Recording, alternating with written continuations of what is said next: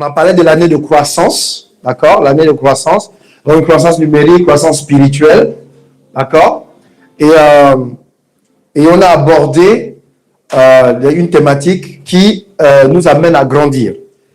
Comment grandir, en fait? Et donc, le Seigneur m'a mis à cœur sur la base du verset Jean, chapitre 3, verset 16, de nous expliquer les 5 lois spirituelles qui régissent donc la création de Dieu. Lorsque nous fonctionnons chaque jour, qu'on le sache ou pas, nous subissons l'impact des lois de Dieu. Alléluia. Donc nous avons vu que dans ce passage de Jean chapitre 3 verset 16, il est dit que Dieu a tant aimé. Et de cet extrait-là, de ce petit bout, on a déduit la loi de l'amour. Donc Dieu a tant aimé qu'il a donné son Fils. Donc ça, c'est la loi de la grâce ou la loi de la sémence et la récolte. Donc on donne et on reçoit. Et quiconque croit en lui ne périsse point. Donc quiconque croit, donc on a déduit la loi de la foi. Amen. Et ne périsse point, on a vu donc dans le livre de Romains, on nous en parle, c'est ce qu'on appelle la loi du péché et de la mort. La Bible dit que l'âme qui pêche mourra. Et donc, on a compris que dans ce Jean chapitre 3, verset 16, est un condensé de plusieurs lois spirituelles auxquelles que nous connaissons ces lois-là ou pas, nous les subissons, positivement ou négativement. Et on a vu qu'à la fin, celui donc qui croit ne périt point, mais qu'il ait la vie éternelle. Donc, on en a déduit la loi de l'esprit de vie. On retrouve dans Romains chapitre 2. Il dit, il n'y a plus de condamnation pour ceux qui sont en Christ Jésus, car la loi de l'esprit de vie, voilà, va nous affranchir de la loi du péché et de la mort. Voilà. Donc, ce sont les lois qui régissent donc la création de Dieu. Amen. Voilà. C'est Dieu est au ciel, il est assis, mais cette loi-là régit la terre qu'il a créée. Voilà. Celui qui a inventé le téléphone qui est dans ta poche, tu ne l'appelles pas tous les matins pour qu'il fasse fonctionner ton téléphone. Donc, il a inscrit des choses dans le téléphone qui fait que le téléphone fonctionne sans l'ingénieur qui l'a créé. Voilà. Tu peux l'allumer, tu peux l'utiliser peu importe là où tu veux. Sauf que si tu ne recharges pas ton téléphone, il ne fonctionnera pas. Parce qu'il y a une loi qui accompagne le téléphone, la loi de charger le téléphone. Alléluia. Donc, si tu n'obéis pas à cette loi, tu vas essayer d'appeler, tu vas te fâcher, tu vas t'énerver. Mais pourquoi ce téléphone, il m'a coûté cher, mais il ne fonctionne pas? Pourquoi? Ben, c'est simple. Il y a une loi à laquelle tu n'as pas obéi, la loi pour recharger le téléphone. C'est simple. Vous comprenez pourquoi parfois on ne comprend rien. On se dit, mais on donne la faute à Dieu, on donne la faute au pasteur, on donne la faute au voisin, on donne la faute à la femme, on donne la faute au mari, on donne la faute aux enfants, on donne la faute au chef, au travail, et sauf à nous-mêmes. Alors qu'on n'a pas marché selon la loi de l'Éternel. Et la Bible dit dans le livre de Josué, au chapitre 1, verset 8, il dit, médite ma parole jour et nuit. C'est-à-dire qu'en fait, prends connaissance des lois spirituelles qui régissent ma création. Vous voyez? C'est la création de Dieu. C'est pas juste la création, ah tiens, on découvre des choses. Non. Nous allons du fait que Dieu a créé toutes choses, et donc il a inscrit des lois pour faire fonctionner cette création. Donc voilà pourquoi il dit que médite la parole jour et nuit. En fait, c'est le mode d'emploi. Médite le mode d'emploi tous les jours, afin que lorsque tu mets maintenant en pratique ce mode d'emploi, c'est alors que tu vas réussir ton mariage. C'est alors que tu vas réussir dans tes entreprises, dans tes projets, dans tes relations, quelles qu'ils soient. C'est alors que tu vas réussir et que tu auras du succès. Parce que la réussite n'implique pas forcément le succès, mais le succès, c'est l'influence qu'on a maintenant. Lorsqu'on a réussi quelque chose, tout le monde peut nous suivre parce qu'ils veulent voir comment est-ce que tu as fait. Et là, tu deviens justement cette personne que Dieu a dit, tu deviens une lumière. Alléluia. Et donc, tu éclaires aussi les autres de ce que tu as pu réussir. Donc, c'est ce que nous sommes en train d'étudier depuis le mois de mars. Et donc, on avait commencé par la loi de l'amour. Et nous avons compris que la loi de l'amour est la nature même de Dieu. Donc, si nous sommes nés de Dieu, cette loi-là, cette nature-là est la nôtre, en fait. Et cette nature-là, c'est celle-là qui nous qualifie d'être juste. Vous voyez? Le juste vivra par la foi. Le juste, qui est juste? C'est celui qui est né de Dieu. Donc, c'est celui qui est né de Dieu. C'est celui que Dieu a sauvé. Ce n'est pas celui qui marche sans péché.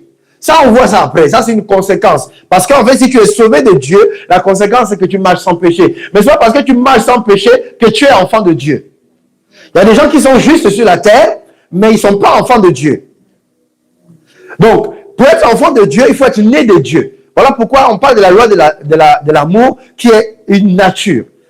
Voilà. Donc, quand on est de Dieu, on a la nature de papa. Et donc, nous sommes justes. On n'a rien fait, mais à cause du sacrifice de Christ, nous avons été justifiés. Nous avons été rendus justes. Parce que de toi à moi, ce matin, on a peut-être péché. Voilà. Donc, en réalité, même, on était punis. Mais la grâce de Dieu, en fait, le sang de Jésus fonctionne à tout moment. Vous voyez? Ça veut dire que même quand ton téléphone est déconnecté, le réseau, il est toujours là. Le réseau, il est tout le temps là. Vous voyez? Donc, le sang de Jésus parle tout le temps en ta faveur. Quand tu en sois conscient ou pas, il parle en ta faveur. Il y a des combats que tu aurais pu perdre, mais Dieu prend soin de toi sans même que tu le saches, en fait. Alléluia. C'est ça, c'est cet amour-là qui conditionne tout. Voilà pourquoi c'est la loi par excellence. Cette loi-là, elle renferme toutes les autres. Amen. Gloire à Jésus. Donc, on a vu ça de long en large. On a compris que c'est la motivation. C'est cette loi qui a motivé Dieu pour nous sauver. Voilà, pour nous ramener, comme au début, quand il nous a créés, pour que nous puissions avoir des projets de paix et non de malheur. Voilà. Mais à cause du péché, on a connu le malheur. Et ce malheur-là s'est reproduit dans le lien de sang. Le sang d'Adam qui a été répandu de génération en génération. Et maintenant, le sang de Jésus vient parler aussi en notre faveur de génération en génération pour rétablir donc l'ordre divin. Alléluia. Voilà pourquoi il nous rend capables de pardonner. Vous savez très bien qu'il y a quelques années en arrière, avant que tu ne rencontres Jésus, tu dis non, la colère était en toi. La tristesse était comme un habit pour toi. Mais aujourd'hui, tu arrives à te détacher de ces choses. Quoique ta mémoire te fait souvenir des chemins par lesquels tu es passé. Mais, tu sais qu'il y a un avenir pour toi. Si tu crois qu'il y a un avenir pour toi, c'est à cause de l'amour de Dieu, en fait. Parce que tu espères en lui. Et c'est important de le comprendre. Parce que quand il dit le juste vivra par la foi, il n'a pas dit que l'être humain vivra par la foi. Il dit bien que le juste c'est son fils. Le juste, c'est celui qui a cru en Jésus. C'est celui-là qui est juste. Alléluia. Et être juste aux yeux de Dieu ne veut pas dire être sans péché. Être juste aux yeux de Dieu, ça veut dire que celui qui a une alliance avec Dieu. C'est ça, être juste. C'est celui qui a une alliance avec Dieu et qui marche dans l'obéissance. Amen. Amen. Voilà pourquoi vous allez voir que du fait que nous soyons enfants de Dieu, il dit quand même qu'ils vous feront la guerre et ils ne vous vaincront pas. Parce que si on percevait la guerre comme étant à l'origine et la conséquence d'un péché, alors pourquoi ils nous font la guerre? Puisqu'on est sans péché, donc on ne devait pas avoir la guerre. Donc vous comprenez que ce n'est pas le péché qui va faire qu'il n'y ait plus de guerre. Amen. Amen. J'insiste sur le mot juste. Vous allez comprendre pourquoi. Le mot juste. Donc le mot juste, en fait, c'est à travers la loi de l'amour qu'on est justifié. Le mot juste ici, c'est important. Donc en gros, celui qui a la nature de Dieu doit vivre par la foi. Donc si tu es devenu chrétien et que tu es enfant de Dieu, tu dois vivre par la foi. Est-ce qu'on est bien d'accord? Le juste, donc l'enfant de Dieu, né de nouveau, baptisé du Saint-Esprit, sa vie est conditionnée par la foi. Je dis bien, sa vie est conditionnée par la foi. Amen. Voilà, ça c'est déjà un premier point. Maintenant, deuxième point. On a vu la conséquence d'être juste, parce que Dieu nous a aimés, d'accord? Maintenant, quand il dit que le juste vivra par la foi, il y a une autre conséquence qu'on doit en tirer. C'est-à-dire que Dieu est le créateur. Il est la source. Donc le juste vivra par la source. Pas par la débrouillardise. Par la source. Le juste vivra par la source. Or, la source, c'est celui qui l'a créé et celui qui l'a justifié, motivé par l'amour, un amour sans condition. Donc, ils sont en train de dire que la foi ne consiste pas à marcher dans la justice, vous voyez, dans le fait de ne pas pécher, mais à regarder au Créateur. Elle consiste à regarder à celui qui a créé toutes choses. Donc tu dois regarder la source. Maintenant, je vais faire une petite démonstration. J'ai besoin de 6 personnes. 6 personnes. Une première rangée ici, devant. Voilà. J'ai 3 personnes ici devant. Non, et tourne-toi vers le peuple. Montez ici devant. J'ai dit montez, premier niveau. Voilà. Une autre ici. Et 3 autres. 3 autres devant eux. Non, tu te mets là. Voilà.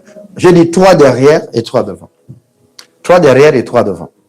Voilà. Ainsi, donc, les 3 premiers, vous allez vous mettre là de côté pour que je puisse montrer. Voilà. Viens d'abord aussi. Voilà, c'est ça. J'avais demandé une boisson tout à l'heure. Où est-ce qu'elle est? Ok. Donne à cette sœur-là. Voilà. Et moi, je vais te donner...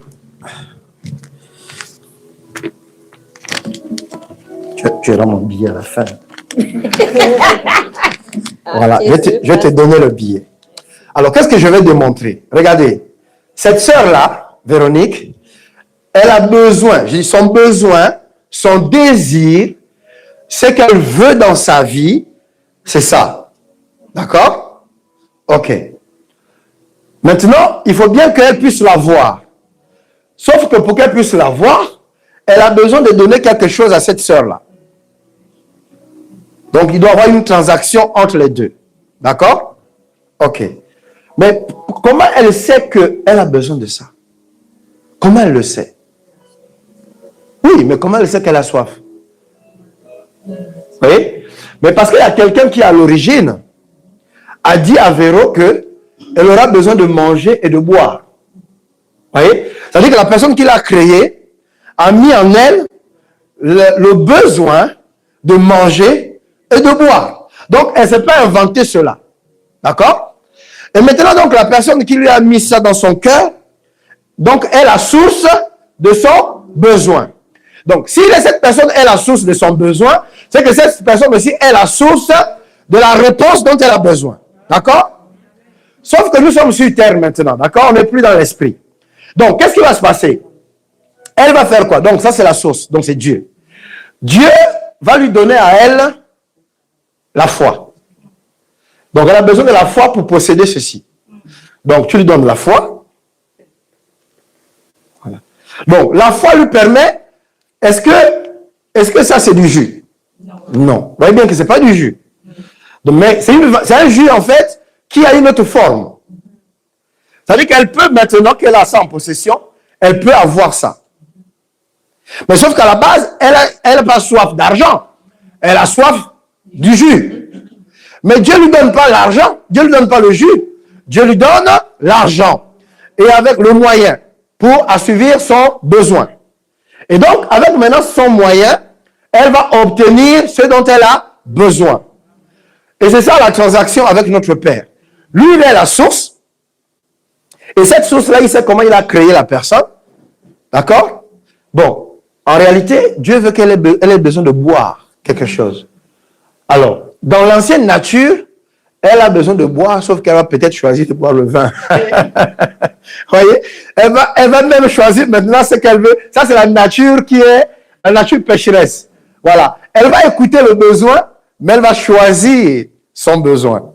D'accord? Voilà. Donc, nous devons comprendre que la transaction, Dieu qui est la source de toutes choses, nous donne. Vous voyez bien qu'avec 10 €, je peux acheter plusieurs fois ça. Voilà pourquoi la Bible dit que la bénédiction de l'Éternel enrichit. Vous voyez? Elle nous donne, il dit, vous serez dans l'abondance. Donc, au lieu juste d'une bouteille, je peux en avoir une dizaine. C'est ça l'intérêt de la foi. D'accord? Maintenant, vous allez vous déplacer. Et l'autre équipe va monter. Sur la terre, elle est toujours sur le même principe. Donc, tu donnes la bouteille à l'autre sœur là-bas. Voilà. Voilà. Donc, maintenant, on était dans la partie spirituelle. On a fait la démonstration avec Dieu, l'homme et son besoin. Maintenant, on a la nature humaine aujourd'hui. Donc, au lieu que ça soit Dieu, qu'est-ce que nous on fait? Elle va regarder vers un être humain. Elle va regarder vers l'être humain que mon mari, mon enfant qui travaille, qui est riche, va m'aider. Donc, elle a le même besoin toujours. Le même besoin est toujours là. Bon, donc, mais tu connais ton enfant, d'accord? Ton enfant, à chaque fois qu'il dit quelque chose, il ne fait jamais. D'accord? Mais tu sais qu'il peut quand même faire. Mais sauf qu'il ne fait jamais. Souvent. Bon, est-ce que si cet enfant qui te dit jamais qu'il va faire ce qu'il... il n'a pas pris l'habitude de faire ce qu'il dit, et qu'il te dit que, écoute, je vais t'acheter le jus dont tu as besoin. Alors, quel va être l'état de ton cœur? Est-ce que tu vas croire profondément ou bien tu vas être hésitant? Puisque tu connais la personne, tu connais la nature de la personne. Est-ce que tu vas est-ce que ta foi va être ferme?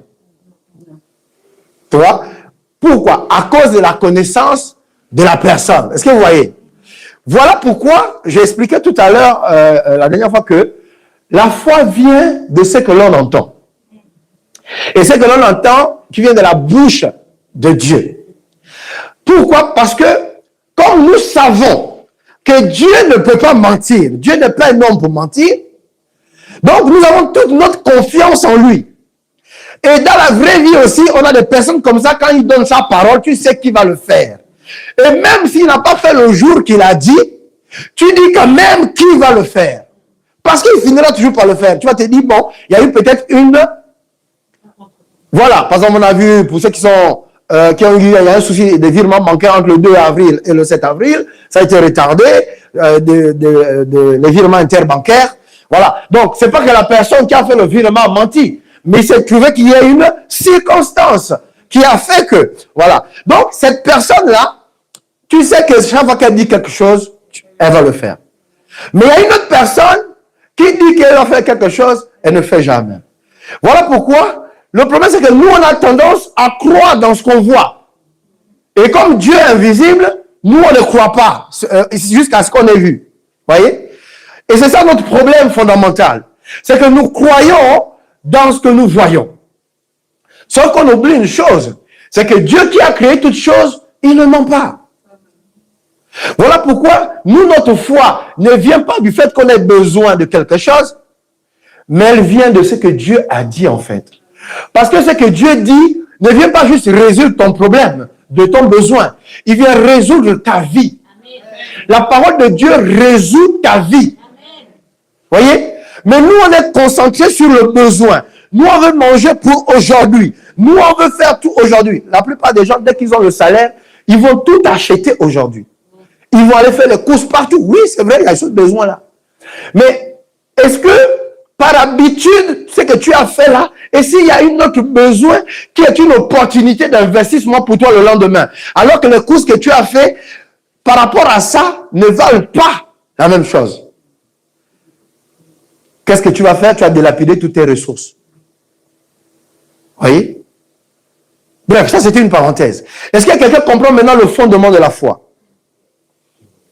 Voyez? Nous, on regarde le besoin. Mais on ne regarde pas la source. Ça, on appelle ça une ressource. Mais les ressources sont dans la source. Donc, aussi longtemps que tu es concentré sur la source, tu auras des ressources. Parce que les ressources ne dépendent pas de celui sur qui tu comptes. Parce que Dieu va utiliser quelqu'un dans l'église pour t'apporter la solution. Parce que ce qui est important, c'est ce que lui, il a dit. Mais nous nous conditionnons par rapport à nos habitudes de comment on obtient nos ressources. Mais Dieu, lui, se base de ce qu'il a dit, en fait. Donc après, peu importe comment ça va t'arriver, lui, il a dit. Et ce qu'il a dit, il l'a dit. C'est ça qui nous importe en réalité. Mais nous, on veut, oui, Dieu a dit. Mais, ok, comme il a dit là, et c'est comme ça qu'on arrive à se fabriquer des destinées. C'est-à-dire que comme Dieu a dit, on prend sa parole, et puis on commence à fabriquer quelque chose. Dieu t'a donné une prophétie que oui, tu seras un pasteur, et tout ça, mais Dieu sait quand il te dit, comme tout enfant, tu grandis d'abord. Voilà. Des fois, il y a des jeunes qu'on dit que tu vas te marier très tôt. Elle a 8 ans, 9 ans. L'homme de Dieu peut voir qu'il n'y aura pas de difficultés. Pour nous, c'est une évidence. On se dit, comme une personne, elle va se marier. Pas forcément, en fait. Donc, parfois, lorsque Dieu parle, il donne une prophétie. Mais ce n'est pas le lendemain que la fille de 9 ans maintenant va aller dans un foyer. Vous voyez? Donc, ça nous semble évident. Mais il y a beaucoup de choses aussi qui ne semblent pas évidentes. Oui? Amen, amen. Amen. Donc, je suis en train de dire que Dieu qui est la ressource, Lui ne te donnera jamais la ressource dans le sens que toi tu vois. Mais toi tu dois voir dans la ressource, dans les 10 euros, tu dois voir ça. C'est toi qui vois ça dans les 10 euros. Mais il ne te donnera jamais la boisson. Il te donnera le moyen. Et le moyen n'aura jamais la forme de la boisson. Mais c'est toi qui dois voir à travers le moyen le jeu. C'est ça la vraie foi en fait. Alléluia. Amen. Est-ce que ça s'est réglé? Est-ce que vous avez encore une question sur la foi? Voilà pourquoi c'est une affaire de confiance. La foi est une confiance. Vous savez, on a du mal à croire dans les hommes parce qu'ils sont changeants. Mais la Bible dit que Dieu ne change jamais. Il n'y a en lui ni changement, ni homme de variation. Toute grâce excellente, tout don parfait vient de lui, le Père des Lumières. Voilà pourquoi en fait, la foi réside dans la confiance en Dieu. La foi ne réside pas dans le fait que tu as obtenu la chose. Quand tu obtiens une chose, on appelle ça un témoignage. Ce n'est pas la foi. Ça, c'est le témoignage de ce que tu as attendu et puis Dieu a agi. Donc ça, c'est le résultat de la foi. Mais ce n'est pas la définition de la foi.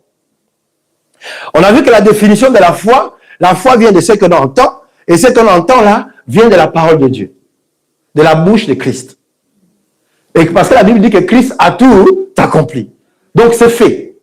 Et donc, quelqu'un qui a tout accompli est légitime de te dire qu'il va faire ce qu'il a dit. Voilà pourquoi on parle de l'héritage en Christ. Qu'on a un héritage en Christ. Quand on parle d'héritage, ça veut dire que si ton nom est dans le testament, ça veut dire que tu vas obtenir ce qui est dans le testament. C'est tout. Maintenant, comme la réalité de Dieu est une réalité invisible, mais quoique invisible, elle est toujours réelle. Nous voyons le vent souffler. Nous voyons le vent renverser des maisons, des toits. Mais personne ne voit, on voit juste les effets du vent. Mais personne n'a jamais vu le vent. On sent le vent. On voit l'impact du vent. On ne voit pas le vent. C'est pareil. Dieu est vivant. Dieu est réel. Donc nous devons mettre notre confiance dans cette réalité. Voilà pourquoi la Bible dit que celui qui s'approche de Dieu doit croire qu'il existe. Tu dois d'abord croire que Dieu existe. Or, le problème, c'est que beaucoup de chrétiens ont mis leur foi. C'est-à-dire qu'il faut, au lieu d'aller de Dieu à leurs besoins, ils vont du besoin à Dieu. Genre, j'ai besoin d'argent ou j'ai besoin d'un titre de séjour. Oui, Seigneur, tu as dit que tout lui offre la plante de mes pieds. Mon ami. Là, c'est le contraire. Ça veut dire que tu pars de ton besoin pour légitimer ta foi. Or, la foi ne vient pas de ton besoin. La foi vient de ce que Dieu t'a dit. Ce qui est sorti de ta bouche. Mais comment il te parle? Il te parle par songe, par vision, par la parole. Parfois, tu es en train d'écouter la parole durant toute une prédication, mais il y a une phrase qui t'a frappé. C'est celle-là. C'est l'exhortation que le frère ou la sœur t'a apportée. C'est la parole que même ton chef au travail, un païen, il peut te dire quelque chose qui vient de Dieu. Tu sais que là, c'est Dieu qui t'a parlé. Nous savons toujours quand Dieu nous parle. Nous le savons. Nous savons que là, c'est Dieu qui nous a parlé. Même quand la circonstance est négative, tu sais que non, Dieu ne veut pas. Nous arrivons toujours à comprendre, mais on s'entête. Nous savons. Donc, ne faisons jamais le contraire. Nous devons nous appuyer sur la parole de Dieu. Lorsque Dieu t'a parlé, c'est un papa responsable. On chante tout ça, mais quand la situation arrive, on oublie. Et voici pourquoi la Bible dit que si la prophétie tarde, si l'accomplissement de la parole tarde, il dit attends. Pourquoi on dit d'attendre? Parce que Dieu ne ment jamais. Amen. Amen. Tu vois? Si ce n'est pas arrivé, c'est qu'il y a une circonstance qui fait que, comme l'histoire que j'ai racontée tout à l'heure par rapport au virement. Il y a eu quelque chose. Ce n'est pas ta banque qui a refusé de te donner l'argent. Mais c'est qu'il y a une loi qui est sortie. En fait, il y a eu un obstacle. Comme ça, chaque année, ça arrive, en fait. À cette période. C'est tout. Ou bien, le virement s'est fait le week-end. Mais il n'y a personne pour traiter les paiements le week-end. Tout le monde aussi est en week-end. Vous voyez? Donc, souvent, le lundi, pour ceux qui ont souvent l'habitude de faire rouler leur carte durant le week-end, après, ils disent, ouais, mais je ne comprends pas, j'avais pas assez d'argent, pourquoi vous avez autorisé? Ben non. Le week-end, il n'y a personne, on ne te bloque pas, on préautorise tes achats, en fait. Mais c'est à toi de savoir au samedi matin que j'avais 100 €. Donc, tu peux avoir 100 € au samedi matin et croire que tu en as 400. Mon ami, nous, on t'autorise à acheter. Parce qu'on ne peut pas te bloquer. C'est à toi de savoir ce que tu as. Mais une fois lundi, nous on arrive, on fait le bilan. On dit, ah, mon ami, tu nous dois 400 €. Voilà. Commission d'intervention, 8 € ici, 8 € là, 8 € là. Rejet, frais de rejet. Ah. Après, 100 €. Ah, mais écoutez, bon, on laisse jusqu'à 80 €. Mais tu as quand même 80 € que tu as dépensé inutilement, vous voyez. Tu as enrichi la banque. Et tu es énervé. Je vais changer de banque. Non, mon ami. C'est toi, le problème. Donc, la foi, c'est ça. Et moi, j'insiste. Ça fait 3 semaines que j'en parle. Parce que c'est la clé, en fait. La clé, c'est ça, bien-aimé. C'est la clé, là, qui te permet de dormir le soir. Tu sais que oui, pour le moment, tu n'as pas. Pour le moment, c'est difficile. Pour le moment, il y a les circonstances. Mais en réalité, la foi, elle n'est pas inactive. La foi est active. La foi est une attitude. Ça veut dire que tu vas marcher. Et c'est en marchant que la foi là va se manifester. C'est tout. Alléluia. La foi est aussi réelle que toi et moi. Ça veut dire qu'avant de ce besoin-là, il est réel. Donc, tu vas même voir que tu es en train de boire le jus même. Mais tu ne l'as pas encore. C'est ça la nuance. Ça veut dire que notre humanité est tellement présente. Merci à vous. Notre humanité est tellement présente qu'on oublie cette réalité-là. Amen. Et c'est ça la première des choses à régler. Nous devons régler l'histoire que la foi n'est pas culturelle. Vous voyez, dans certaines religions, eh ben, quand tu nais, si tu as des parents musulmans, ben, tu es musulman automatiquement. Non. La foi n'est pas automatique. La foi n'est pas culturelle. La foi n'est pas de l'optimisme. Comme j'aime dire, il y en a qui disent ça va aller. Non, ça va aller, ça c'est l'optimisme. Elle est basée sur quoi ton ça va aller? Si ton ça va aller est basé sur la parole de Dieu, alors c'est la foi. Mais si ton ça va aller est pour dire que, bon, écoute, quelque chose va quand même se faire, alors c'est pas de la foi. C'est de l'optimisme. C'est de la positivité. Mais tu peux être positif, mais ça n'arrive pas. Parce qu'elle s'appuie sur rien. Vous allez voir que toutes les fois où la parole de Dieu vous a été adressée et que vous avez cru, peu importe les circonstances, elle vous permet de tenir. Parce qu'elle s'accompagne d'une puissance, en fait. La parole de Dieu vient avec une puissance.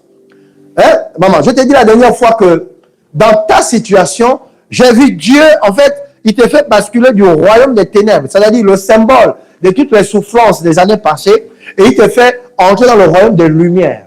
Donc, le projet de Dieu n'est pas ce que tu sais là, mais le projet de Dieu, c'est de te faire basculer dans cette vie-là, cette vie nouvelle. Alléluia. Cette nouveauté de vie. C'est ça le projet de Dieu. Et voilà pourquoi il va accomplir ce que tu sais. Donc, il n'accomplit pas parce que tu souffres. Il n'accomplit pas parce que les ennemis sont derrière toi. Non. Dieu accomplit son plan. Voilà pourquoi des personnes ont été déçues du fait qu'ils ont regardé à leurs besoins et puis ils ont crié à Dieu. Oui, le Seigneur fait quelque chose.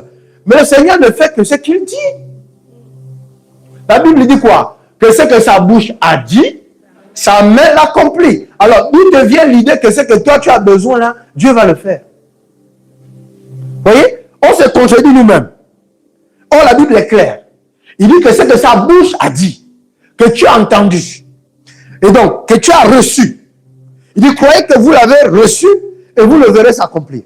Donc, ce que tu as reçu dans ton cœur comme étant une vérité, c'est ça là qui va s'accomplir. Donc, Dieu ne répond pas aux besoins. Dieu répond à son plan. Dieu a un plan. Écoutez, si chacun devait amener à Dieu son plan propre, imaginez une entreprise. Nous savons que nous commençons de 8 heures, allez, je vais exagérer, de 8 heures à 17 heures pour travailler. Hein? Voilà. Et puis, toi tu arrives, tu dis au chef que, écoute, moi, je vais commencer de 15 heures à 22 heures. Mais c'est une entreprise, en fait, c'est pas une entreprise qui fonctionne au 3-5-8. C'est vraiment le matin, juste la journée. Et toi, tu viens dire, non, moi, ça m'arrangerait de travailler, par exemple, de 4 heures à midi, après je rentre chez moi. L'autre arrive, mais ça va être le désordre, en fait. Parce que n'oubliez pas une chose, c'est que le plan de Dieu n'est pas juste pour toi. Le plan de Dieu, c'est pour faire tourner sa création. Donc, tu fais partie du plan. Tu es un maillon de la chaîne qui fait fonctionner l'ensemble. Voilà pourquoi toute personne égoïste qui recherche la gloire de Dieu pour lui seul, il ne va jamais y arriver. Parce que la Bible dit qu'il y a plus de bonheur à donner qu'à recevoir. C'est une réalité que Dieu a instaurée. Donc, si tu cherches les bénédictions, comme il y a beaucoup qui arrivent dans l'église, ils ne veulent pas servir dans l'église, ils ne veulent pas exhorter les autres, ils ne veulent pas évangéliser, ils ne veulent pas prier pour les autres. C'est tout pour eux. Ils verront que Dieu ne peut pas prendre ça en considération. Parce que lorsque Dieu te bénit, tu deviens un maillon de la chaîne qui fait tourner le royaume de Dieu. Donc le but que Dieu puisse te bénir, c'est en fait en te bénissant, il bénit la création. Et c'est cette partie-là qu'on oublie. Même ton mariage doit servir la cause de Dieu. Tes enfants doivent servir la cause de Dieu. Ton travail même doit servir la cause de Dieu. Écoute-moi bien. Ton travail, c'est pas... Oui, je sais, quand je dis travail, on va je la dis. Non, je ne parle même pas de ça. Ça veut dire que lorsque tu es dans ton travail, le modèle que tu vas représenter, l'exemplarité que tu vas représenter, va toucher ces personnes-là. Et ils vont même chercher à savoir qui tu es, pourquoi tu es comme ça. Et tu vas devenir un témoignage dans l'entreprise. Et en devenant un témoignage, ça voudrait dire que tu deviens sujet à une promotion à venir. Pourquoi? Parce que tu as la posture qu'il faut. Alléluia. Donc vous comprenez que le plan de Dieu n'est pas limité à toi. C'est-à-dire que derrière toi, il voit beaucoup de choses. Et la Bible est cohérente. Il dit quoi? La Bible dit que de toi naîtra des nations. De toi naîtra des nations. Bon, Dieu ne va pas te faire enfanter 1 million de personnes. Donc tu comprends que de toi va naître des personnes que tu vas impacter, qui seront la couleur de la nation de Dieu. Des personnes que tu vas influencer, qui vont vouloir te ressembler, qui vont vouloir faire des choses comme toi, qui vont vouloir être disciplinés comme toi, qui vont vouloir être engagés comme toi. Lorsqu'on marche à côté de quelqu'un qui est engagé, il nous transmet son engagement. C'est comme ça. Lorsqu'on marche aussi à côté de quelqu'un qui est paresseux, même si on était engagé, Dieu, Dieu, Dieu. Et on devient aussi paresseux. C'est aussi simple que ça. Pourquoi? Mais parce que, regardez bien la définition. La foi vient de ce que l'on entend. Virgule. Donc, le principe de la foi est d'abord dans l'écoute. Et dans ce que tu entends. Donc, si tu entends n'importe quoi tous les jours, ça va produire en toi aussi une foi. Tu auras une espèce de foi en fait. Pas la foi de Dieu, mais la foi. Voilà, la foi à n'importe quoi. Mais pour nous les justes, la Bible dit que le juste qui vivra par la foi devra donc entendre la parole qui sort de la bouche de Dieu. Donc dans la suite de ce passage, il dit la foi vient de ce qu'on entend. Et ce que l'on entend vient de la bouche de Christ. C'est ça. Voilà pourquoi, bien aimé, la foi, c'est s'exposer continuellement à la parole de Dieu. Ce n'est pas le fait d'avoir une définition dans notre cœur. Vous savez, tout le monde a la définition de la foi. Je sais. La foi est une ferme assurance des choses que l'on espère. Une démonstration de ce que l'on ne voit pas. Ok. Exercice pratique. La foi est une ferme assurance. Alors, prends une situation dans ta vie. Prends un challenge. Prends un défi. Prends un problème. Prends une circonstance qui est difficile en ce moment. Prends un besoin, prends un désir. Prends. Maintenant, par rapport à ce besoin-là, peut-être de trouver un travail, peut-être d'avoir ton titre de séjour, peut-être de te marier, peut-être de créer ton entreprise, peut-être de souvenir aux besoins de tes enfants dans tout ce qu'ils ont besoin. Peut-être de rentrer dans ton appel, dans ton ministère. Ok. Donc, qu'est-ce qui fait que par rapport à cette chose à laquelle tu espères, fait que tu aies une ferme assurance?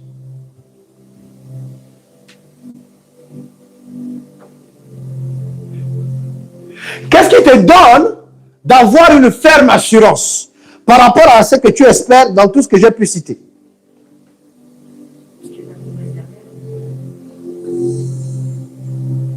Oui. Donc, tu vas me dire, sur la parole de Dieu, n'est-ce pas? Mais cette parole-là, donc, va obéir. Dieu va dire, par exemple, que tout lieu où foule la plante de tes pieds, je te le donne en héritage. Ok, ça c'est la parole de Dieu. Voilà. Mais maintenant, comment elle va se manifester? Quel est le mécanisme par lequel cette parole-là va prendre vie sur la terre des hommes? Parce que c'est une parole spirituelle. Et effectivement, dans l'héritage de Dieu, tu lui fous la plante de nos pieds, puisque c'est une vérité. Dieu est le créateur de toutes choses. Il est le créateur de la terre. Alléluia. Donc, il dit, c'est tout à fait légitime, qu'il dise que tu lui fous la plante de tes pieds, je te le donne. C'est le territoire de papa. Quand on est dans une maison et qu'on est enfant, on ouvre le frigo de nos parents quand on veut. Alors, quand on va chez quelqu'un, tu ne vas pas ouvrir le frigo de quelqu'un. Voilà, tu vas attendre qu'ils te disent, bah écoute, sers-toi, fais comme chez toi, et même encore, tu vas reculant. Bref, quand tu es à la maison, tu ouvres le frigo comme tu veux. En fait, c'est ce qu'il est en train de dire. Si tu conçois que je suis le créateur de toutes choses, alors, ce territoire est pour toi. Premièrement. Donc, tu dois le croire. Amen. Bon, maintenant que tu as cru là,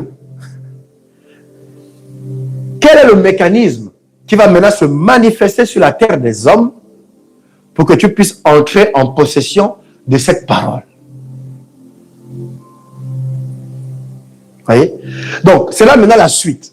Il dit que c'est une démonstration, c'est une conviction, c'est une attitude. C'est une attitude. Donc, à partir de ce moment-là, vous savez, j'ai vu des gens ne pas avoir de titre de séjour, mais rester comme ça, ils vivent comme ça. Les années passent, c'est-à-dire qu'il est en France, il ne sait même pas qu'il faut monter un dossier. Il vit sa vie comme ça. Et il est à l'église, il prêche, il sert et tout ça, et il vit comme ça. Voyez? Donc, sur la terre des hommes, pour entrer en possession de quelque chose, il y a maintenant un mécanisme qu'il faut enclencher. Parce que si la terre appartient à Dieu, mais Dieu a donné ça au Fils de l'homme. Voilà pourquoi la France est France, le Gabon est Gabon, le Congo est Congo, le Canada est Canada. La Bible parle même que Dieu a délimité la surface de la terre. Alléluia. Donc ça veut dire que si je dois venir chez toi, tu dois m'accorder l'hospitalité. S'il y a hospitalité, ça veut dire que c'est une propriété de quelqu'un. Donc le même Dieu qui dit que tu lui offres la plante de tes pieds, je te le donne en héritage. Écoutez, si je débarque chez Milor et dormir chez elle, parce que c'est au nom de que tout lui offre la plante de tes pieds, je donne en héritage, je pense qu'elle va appeler la police. Elle va dire que voilà, il y a un squatter dans ma maison. Donc ça parce que Dieu a dit que, non, le même Dieu a délimité. Donc ça veut dire qu'il veut nous mettre, il veut qu'il y ait des processus qui s'enclenchent. Par exemple, le processus donc de l'hospitalité. Il veut voir qu'à travers cela, est-ce que l'amour de Dieu est dans la sœur Milor pour m'accueillir, pour m'accorder l'hospitalité? J'ai faim. Il veut voir que si dans le cœur de Regina, elle a de quoi me donner à manger. Parce qu'elle a 2 pains. Vous comprenez que tout ce que Dieu fait sur la terre, c'est pour que nous puissions ressembler à qui il est. Il dit que s'ils s'aiment entre eux, le monde verra qu'ils sont de nous. Ils sont de nous. Nous qui? Dieu le Père, Dieu le Fils, Dieu le Saint-Esprit. Donc ils sont dans cette même communion-là. Ils sont 3, mais en un. Chacun dans son registre, dans son attribut, mais ils s'aiment, ils sont soudés, ils travaillent ensemble. Et il dit que ce monde-là, ils sont peut-être plusieurs. Il y a des blancs, il y a des noirs, il y a des jaunes, il y a des bleus. Mais je veux voir qu'ils peuvent fonctionner comme une seule personne. Un seul Seigneur, une seule âme, un seul esprit. C'est ça que Dieu veut en fait. Donc nous ne sommes qu'une démonstration au quotidien. Voilà pourquoi il dit que le juste vivra par la foi, le juste vivra dans la démonstration permanente des lois que Dieu a instaurées. Dans la loi de l'amour, il y a le pardon. Donc si tu as l'amour de Dieu tel qu'il est dit que l'amour de Dieu est répandu dans notre cœur par le Saint-Esprit, alors par la foi, malgré ta colère, malgré ta déception, tu dois être capable de pardonner. Écoutez, tu passes en pleine nuit, tu vois ton voisin qui t'a fait des problèmes. Il est en arrêt avec sa voiture et toute sa famille sont dans le noir. Et il a mis les clignotants pour dire qu'il a besoin d'aide. Et mais ce gars-là, il t'a fait des problèmes à toi et à ta famille. Est-ce que tu vas le laisser en plan? Que vas-tu faire? C'est justement en t'arrêtant, en l'aidant, que là, tu démontres l'amour de Dieu. Mais tu vas penser, ah non, non, non, moi j'aime Dieu. Hein. Dieu va te dire que non. Dieu a dit que l'aimer, c'est démontrer sa parole, c'est pratiquer. Il dit, si vous m'aimez, alors pratiquez ma parole. Donc la foi, vous comprenez qu'elle ne réside pas juste dans le fait de croire ou de recevoir une connaissance, mais elle réside dans le fait de pratiquer. Si tu as l'amour de Dieu en toi, tu dois pratiquer. Donc l'amour de Dieu est la motivation de la foi. L'amour de Dieu est le moteur de la foi. Et la foi est la capacité pour posséder. Parce que l'amour a un objectif, c'est de donner. Tu dois recevoir parce que Dieu le veut, parce que Dieu t'aime, qu'il veut te donner. C'est ça qu'il faut comprendre. Dieu ne vient pas parce que tu as besoin. Non, c'est parce que Dieu t'aime qu'il te donne. Et maintenant, pour recevoir ce que Dieu donne, il y a ce qu'on appelle la foi. La foi, c'est la bassine, c'est la cuvette, c'est l'assiette, c'est le gobelet, c'est ce dont on te met, ce dont tu as besoin. C'est ce dont on te met la substance dont tu as besoin. Mais tout ça d'abord motivé par l'amour. Mais dans ce cas, pour recevoir de Dieu, il faut d'abord croire à l'amour de Dieu. Il faut croire en Dieu, en fait. C'est ça le début de toute chose. Voilà pourquoi l'apôtre Paul dit aux Éphésiens que, en fait, moi, ma prière pour vous, sincèrement, c'est que vous puissiez, que votre cœur, que Dieu illumine les yeux de votre cœur. Vous voyez? Parce que quand je vous regarde là, les Éphésiens, vous êtes, on dirait des gens qui ont la boue aux yeux. Vous avez des écailles là, vous ne voyez pas la gloire de Dieu, vous n'arrivez pas à discerner. Vous êtes là dans vos besoins, oui j'ai faim, oui j'ai ceci, je veux me marier. Ça veut dire que vous ne voyez pas ce qui est excellent. Et vous ne voyez pas ce qui est excellent. Vous recherchez à assouvir les choses charnelles et passagères en fait. Vous regardez juste ce qui est là immédiat, mais vous ne regardez pas ce qui va se perpétuer. Toi, pendant que tu es en train de détruire ta vie, avec des filles à gauche, à droite, des gars à gauche, à droite, ok. Mais tu oublies une chose, c'est que il y a un héritage que tu dois laisser. Tu es le commencement de quelque chose. Si tu es là parce que quelqu'un dans ta famille a commencé quelque chose. Alors, toi, tu ne peux pas te permettre de descendre plus bas que là où tu as commencé. Vous voyez, tellement on est égoïste qu'on ne pense qu'à nous. On ne comprend pas qu'en fait, pendant que je me bats aujourd'hui, cette foi-là, elle devient une substance en fait. Bien aimé, il y a des hommes de Dieu, lorsqu'ils doivent prier, ils n'ont pas besoin de jeûner comme certains toute la nuit. Ils ont dit, reçois la guérison. Ça se fait. Pourquoi?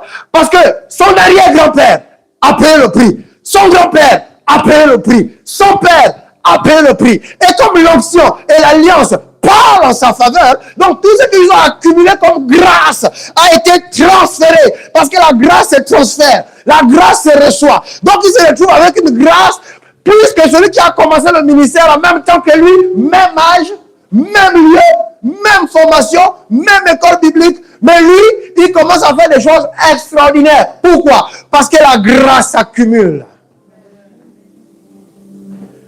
C'est là où on doit fermer les yeux et réfléchir. Vous voyez, on regarde toujours à nous. Et on est dans une vie où on pense à nous et puis après le reste on verra. Mais le Dieu que nous prions, si nous le connaissons, comme l'apôtre Paul, dans le même passage, quand il parle d'illuminer les yeux du cœur, il dit, Père, donne-leur un esprit de sagesse et de révélation pour qu'ils te connaissent véritablement. C'est-à-dire que parfois, on ne fait pas confiance dans ce que Dieu dit, mais parce que simplement on ne connaît pas Dieu en fait. On pense que comme on parle des yeux, la main, et puis donc on a une sorte d'anthropomorphisme, voilà. Donc on a donné à Dieu un corps humain. Et donc, ça nous joue des tours. On pense que inconsciemment Dieu est un homme, voyez, et que Dieu peut changer d'avis. Mais pourtant, on converse tout le temps des versets qui montrent que Dieu, quand il a décidé quelque chose, eh bien, personne ne peut le faire changer d'avis en fait. Même pas ton péché. Regardez, si Dieu a laissé à Satan le pouvoir qu'il lui avait donné dans le ciel, mais pourquoi à toi on va te retirer des choses? Tu n'es pas Satan. Tu fais des bêtises, oui, mais tu ne tues personne. Vous voyez? Mais à Satan, on a laissé la grâce qui était la sienne. Donc, à plus forte raison que toi. Vous voyez? Donc, vous comprenez que si on ne connaît pas Dieu, on ne peut pas marcher dans la foi. Parce qu'on va toujours regarder Dieu du point de vue humain. Il y a des gens, quand ils pêchent, ils ne veulent plus venir à l'église. Sauf que Dieu parle que justement, quand tu pêches, c'est là où tu dois venir. Parce que tu as besoin d'écouter la parole du pardon. Tu as besoin d'écouter la parole, la vérité. C'est que quand tu as péché et que tu demandes pardon à Dieu, il te pardonne, séance tenante. Il n'y a même pas de procès à te faire. Pourquoi? Parce que la justice de Dieu te couvre en fait. Mais il dit que la seule chose dont tu as besoin, c'est de croire que sa justice te couvre. C'est tout. Donc vous comprenez que le problème de la foi n'est pas dans le manque de prière, n'est pas dans la dîme, les offrandes, l'assiduité au temple. Non, c'est déjà même dans la considération que nous avons de Dieu.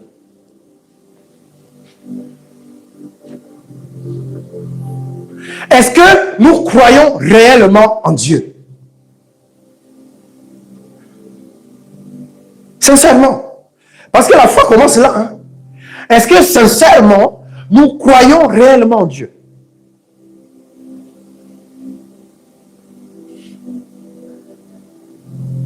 Lorsque les apôtres ont dit, les disciples de Jésus ont dit, apprends-nous à prier. J'ai fait cet enseignement il y a 2 mardis. Il a dit, déjà, dites notre Père.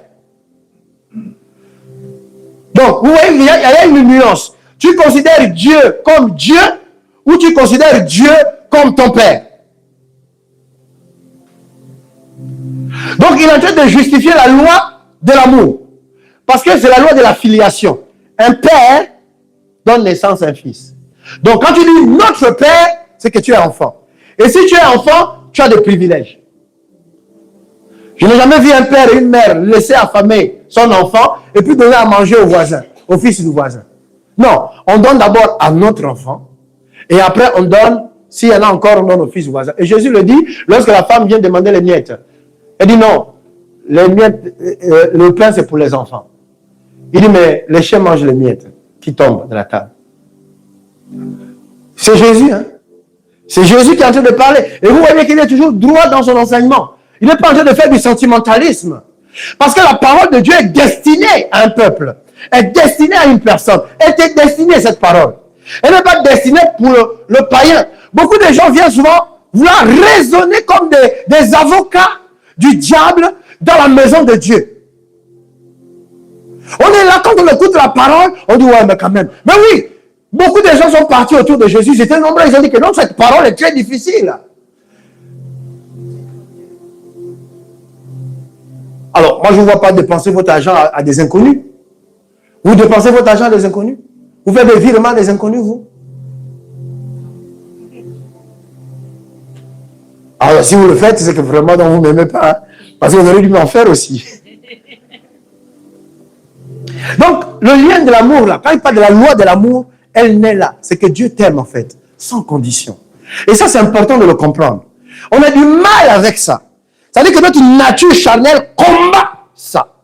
Or, c'est le béaba, c'est-à-dire que c'est la première des choses. Avant même de parler de la foi, on parle d'abord de l'amour. C'est-à-dire que tu dois recevoir l'amour de Dieu. Ce n'est pas toi qui aimes Dieu d'abord. Parce que la Bible dit qu'il nous a aimé le premier. Donc ça, c'est une réalité. Dieu t'aime d'abord. Et après, il y a une réponse à cet amour, c'est la foi. On répond à l'amour de Dieu par la foi. Et donc, en répondant, ça veut dire qu'on croit qu'il est notre Père. Donc, nous croyons qu'il est notre Père. Alors, s'il est notre Père, donc, il s'ensuit quoi? Il dit que ton nom soit sanctifié. Que ton nom, sanctifié ici, Dieu n'a pas péché. Pour qu'on dise bon, que ton nom soit purifié comme s'il était sale. Non, sanctifié ici, soit honoré. Que ton nom soit considéré. Que ton nom soit pris au sérieux. Que ton nom soit légitimé. Voilà pourquoi on parle, là même, à ce moment-là, on parle même de la crainte de Dieu. Que ton nom soit craint. Parce qu'en fait, la foi commence là. Vous voyez? La foi n'a pas commencé avec le Notre Père. Ça, c'est la filiation. Ça, c'est la motivation. Mais la foi commence dans le regard que tu as de Dieu. Bien aimé, on a eu tous les relations à un moment donné ici. Marié ou pas, dans le monde ou pas.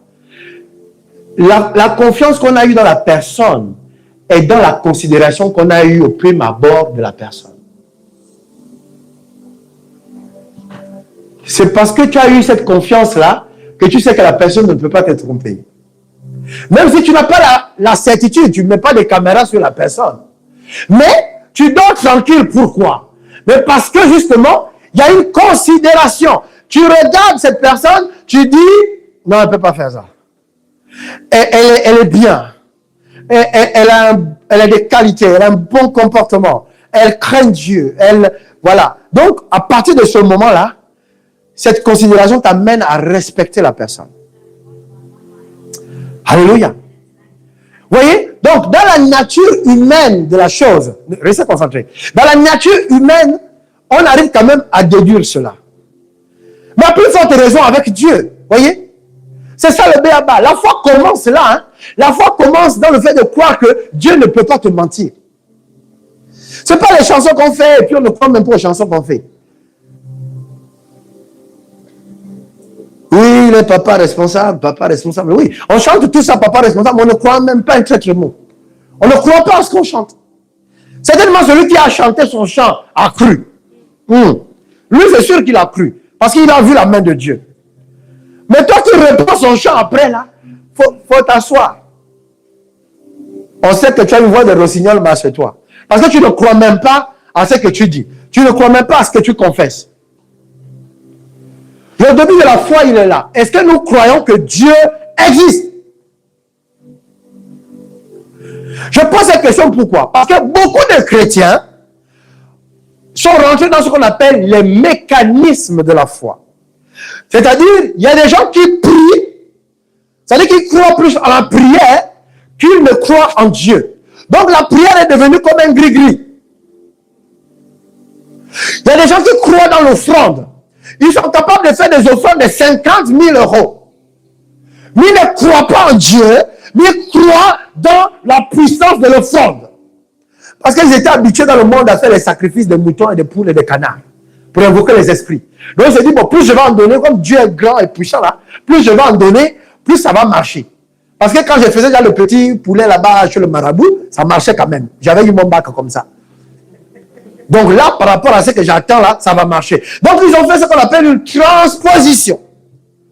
Parce qu'en réalité, quand vous regardez sa vie, il ne marche pas dans la crainte de Dieu. Nous sommes des enfants. On a été des enfants. D'accord? On sait que quand papa arrive, si tu as fait le bouquin à la maison, tu as intérêt à ranger. Tu sais que quand tu as mal travaillé, tu commences à trembler. Tu ne dis pas que ouais, je m'en fous de toute façon. Non, bon, peut-être cette génération-là, je vois ça un peu. Mais la nôtre là, tu savais que tu as chaud. Tu savais que tu vas passer un sale quart d'heure. Voilà, tu dis, bon, écoute, c'est même maman, tu vas essayer de plaider ta cause chez maman si elle peut te défendre un peu pour diminuer la sanction. Oui. Mais parce qu'il y avait une crainte, c'est vrai, ça s'apparentait à la peur, mais c'est une crainte quand même. Parce que dans la rue, tu sais que tu ne peux pas faire n'importe quoi. Si tonton Jacques t'a vu, hey, tu es mort. Tu sais que là, toi-même, tu arrives, tu dis déjà, tu confesses déjà. Alors que nous ici, il faut avoir une grande atmosphère pour confesser nos péchés. Tu entends? On confesse en langue. Et Seigneur,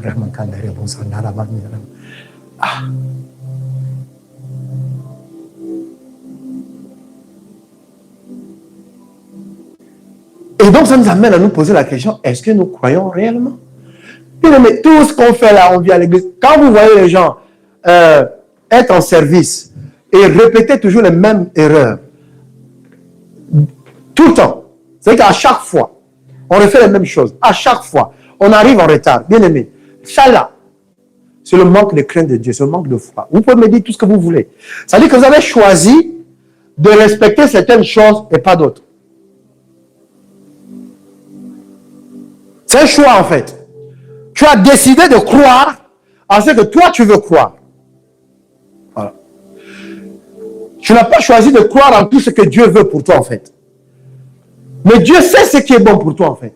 Parce que tu ne sais pas ce qui est devant. Voilà pourquoi tu passes par l'ombre de la vallée de la mort. Tu ne comprends pas pourquoi il veut t'éduquer à ce niveau. Tu ne sais pas. Toi, tu te dis, c'est ton père qui t'embête. C'est ta mère qui t'embête. C'est le pasteur qui t'embête. C'est ton responsable de département qui t'embête. C'est ton chef au travail qui t'embête. Tu ne comprends pas en fait que Dieu veut faire des choses extraordinaires avec toi et il a besoin d'une attitude. Il a besoin d'un comportement de ta part. C'est ça qu'il veut. Pourquoi? Parce que là, il va te mettre, si tu n'es pas un modèle, tout va s'écrouler. Tout va s'écrouler. Vous savez, il y a une chose que j'ai compris. Vous pourrez éduquer vos enfants en leur disant des paroles, des bonnes paroles. Les enfants vont regarder ce que tu fais. Les enfants apprennent en nous regardant. Ne vous fatiguez plus à dire, oh oui, mais... Non, mon ami. Si tu dis et tu ne pries pas, ils ne vont jamais prier. Si tu dis, lis la parole et que tu ne lis pas, ils ne vont jamais lire. Si tu ne ranges pas et tu leur dis de ranger, ils ne rangeront jamais. Tu leur demandes de ranger la cuisine pendant que ta chambre est un Kazen d'Ali Baba. Un bric-à-brac. Donc, ils savent que quand on va là-bas, c'est compliqué. Donc, ils voient ce que tu fais. Donc, ils vont, non, ça n'a pas de sens, en fait, pour eux. Parce que c'est une contradiction. Oui. Et donc, à un moment donné, il faut qu'on soit au clair avec ce qu'on veut faire avec le Seigneur. Je vous ai dit que Dieu n'est pas là pour nous donner des choses. Dieu est là parce qu'il a un projet. Vous comprenez? Dieu a un projet. Voilà pourquoi toute personne qui n'entre plus dans le projet d'une entreprise est licenciée. Toute personne qui ne correspond plus au projet d'une entreprise est licenciée. C'est tout. Donc moi, la question que je me pose souvent, c'est que mais pourquoi les choses du monde, on les comprend, on l'accepte, et la chose de Dieu qu'on dit qu'on le craint par-dessus tout, on laisse libre cours à notre nature charnelle. Alors, je me pose beaucoup de questions à ce sujet.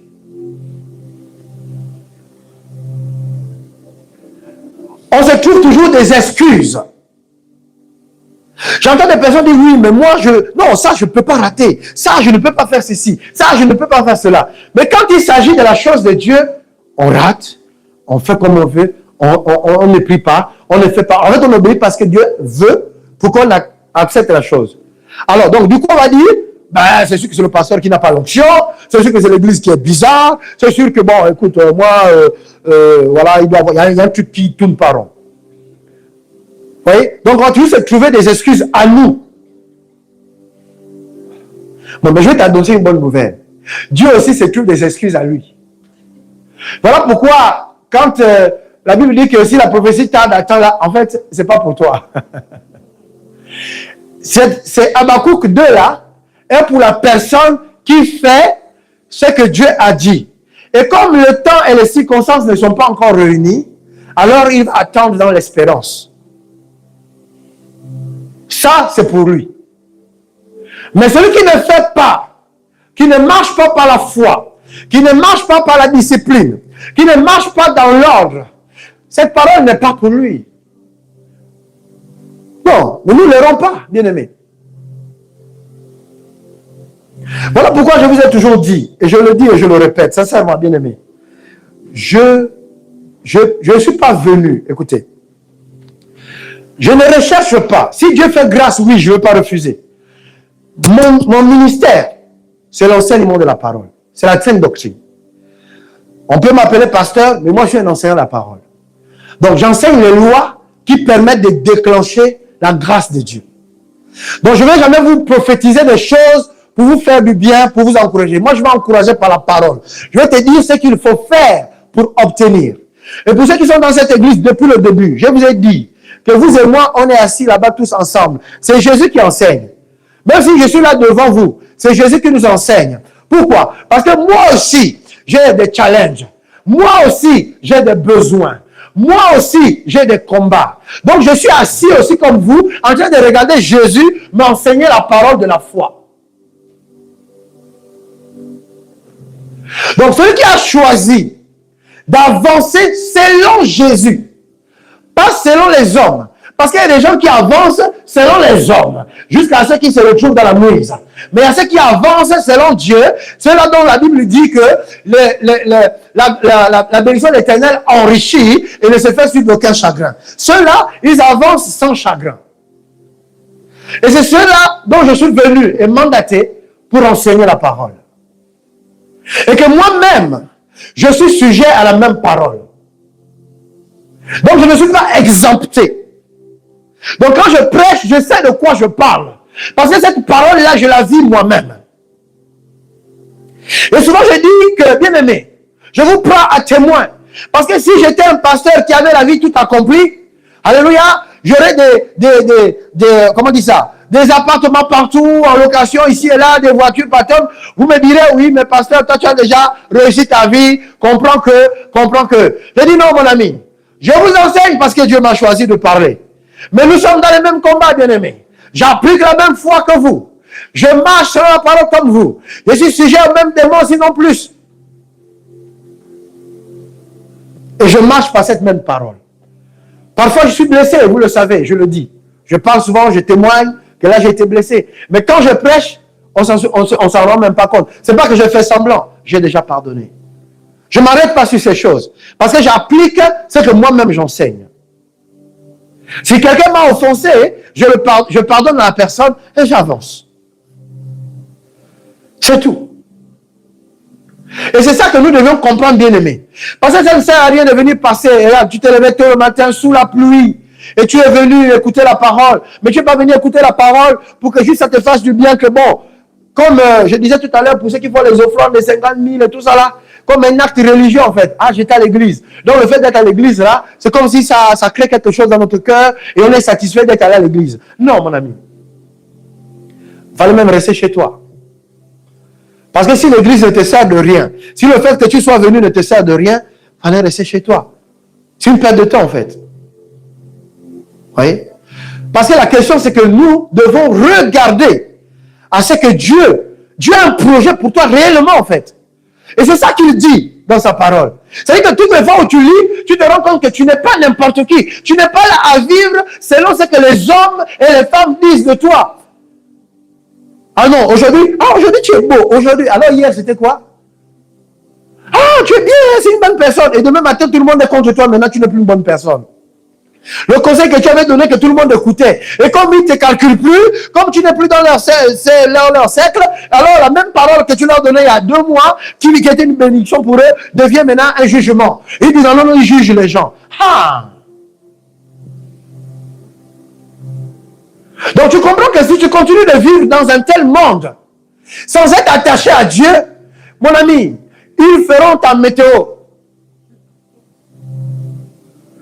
C'est-à-dire que chaque jour, tu auras des sentiments controversés.